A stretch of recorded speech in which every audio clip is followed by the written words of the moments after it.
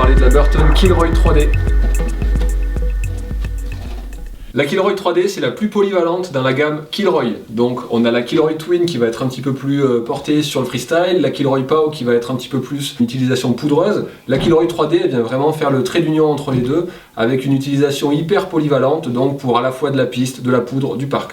Sur cette planche-là, on est sur un Pure Pop Camber, c'est-à-dire qu'on va avoir un cambre classique sous les pieds qui va permettre de l'accroche, de la précision pour une utilisation sur piste avec du rebond, des sorties de courbe vraiment dynamiques et du pop pour des gros ollies, associé à des zones de plat dans les spatules. Donc du plat dans la spatule arrière, du plat dans la spatule avant. Ça permet de concentrer l'énergie justement dans les spatules pour, au moment du ollie, de concentrer l'énergie pour avoir un petit peu plus d'explosivité.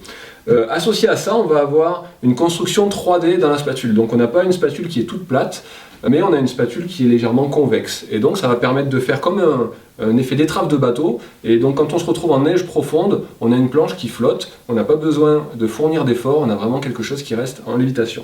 En plus de ça, les inserts sont légèrement décalés sur l'arrière pour lui donner un petit côté directionnel et justement pour que le poids soit sur l'arrière pour faire déjauger la planche, plus de flottaison. Voilà.